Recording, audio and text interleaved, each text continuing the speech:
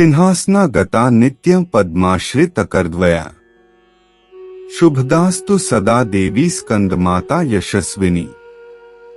या देवी सर्वभूतेषु मां स्कंदमाता रूपे संस्थिता।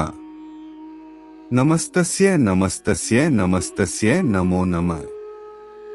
नवरात्र के 5वें दिन दुर्गा जी के 5वें स्वरूप मां स्कंदमाता की पूजा और अर्चना की जाती है।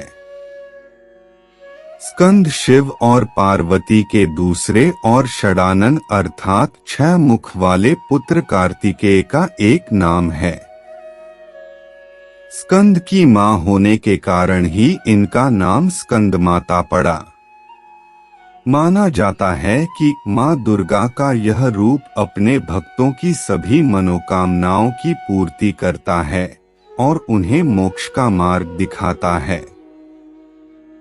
मां के इस रूप की 4 भुजाएं हैं और इन्होंने अपनी दाएं तरफ की ऊपर वाली भुजा से स्कंद अर्थात कार्तिकेय को पकड़ा हुआ है और इसी तरफ वाली निचली भुजा के हाथ में कमल का फूल है।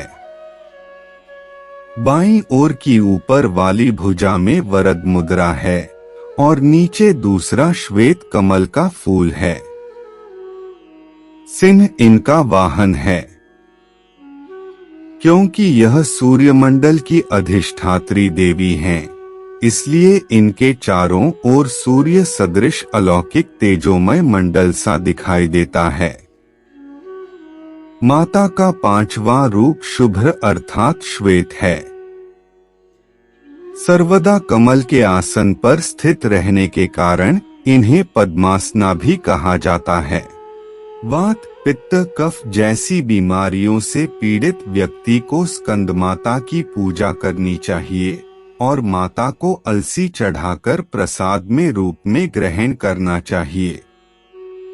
देवी स्कंद माता ही हिमालय की पुत्री पार्वती हैं।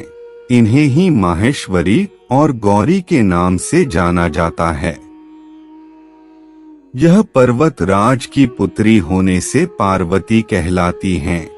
महादेव की वामिनी यानी पत्नी होने से माहेश्वरी कहलाती हैं और अपने गौर वर्ण के कारण देवी गौरी के नाम से पूजी जाती हैं।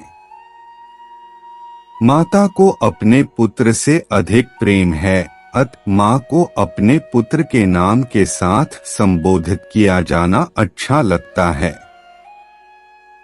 जो भक्त माता के इस स्वरूप की पूजा करते हैं, मां उस पर अपने पुत्र के समान स्नेह लुटाती हैं।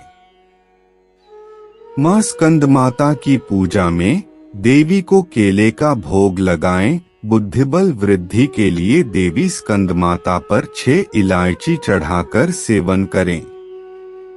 ब्री स्कंदजन्य नमः का जाप करें। निश्चित ही बुद्धिबल में वृद्धि होगी। आइए सुनते हैं मां स्कंदमाता की कथा। पौराणिक कथाओं के अनुसार असुर तारकासुर कठोर तपस्या कर रहा था। तारकासुर की तपस्या से भगवान ब्रह्मा प्रसन्न हो गए थे। वरदान में तारकासुर ने अमर होने की इच्छा रखी।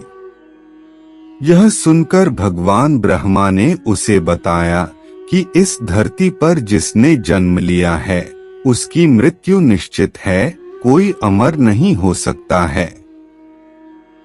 तारकासुर निराश हो गया, जिसके बाद उसने यह वरदान मांगा कि भगवान शिव का पुत्र ही मेरा वध कर सके। तारकासुर ने सोचा कि भगवान शिव कभी विवाह नहीं करेंगे और न ही उनका पुत्र होगा।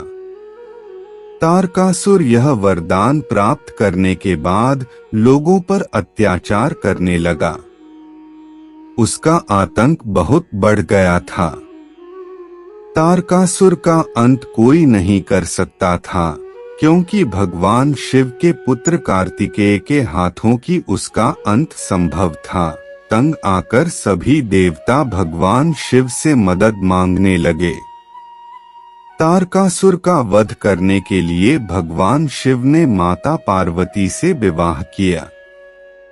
विवाह करने के बाद शिव पार्वती का पुत्र कार्तिकेय हुआ।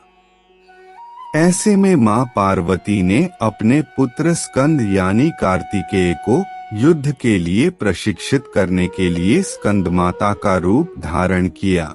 स्कंदमाता से युद्ध का प्रशिक्षण लेने के बाद कार्तिकेय ने तारकासुर का अंत किया। स्कंदमाता की पूजा करने और कथा पढ़ने सुनने से संतान सुख की प्राप्ति होती है।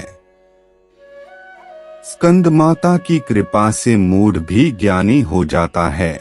कहा जाता है कि कालिदास द्वारा रचित रघुवंशम महाकाव्य और मेघदूत रचनाएं देवी स्कंदमाता की कृपा से ही संभव हुई। मां स्कंदमाता स्तोत्र। नमामि स्कंदमाता स्कंदधारिणी। समग्र तत्व सागर रंपार पार गहरा। शिवा प्रभा समुज्वला स्फुच्छशाक शेखरा। ललाटर्त न भास्करा जगत प्रीति भास्करा। महेंद्रक्ष पार्चिता सनंत कुमार सस्तुता। सुरासुरेंद्र वंदिता यथार्थ निर्मलाद्भुता। अतर्क्यरोचिरुविजा विकार दोष वर्जिता। मुमुक्षुभिर्विचिंतता विशेषत्वमुचिता। नानालंकार भूषिता मृगेंद्र वाहनाग्रजा। सुशुद्ध तत्वतोषणा त्रिवेंद्रमार्भुष्टा। सुधार्मिकोपकारिणी सुरेंद्र कौरिघातिनी। शुभा पुष्पमालिनी सुकर्णकल्प शाखिनी। तमोंधकारयामिनी शिवस्वभाव कामिनी।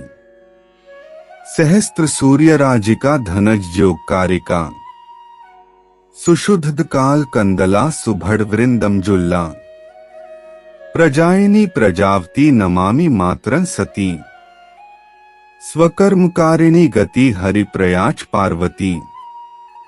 अनंत शक्ति कांतिदा यशोअर्थ भुक्ति मुक्तिदा। पुनः पुनर्जगद्विता नमाम्यहं सुरार्चिता।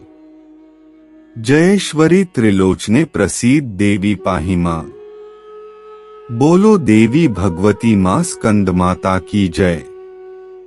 बोलो साचे दरबार की जय।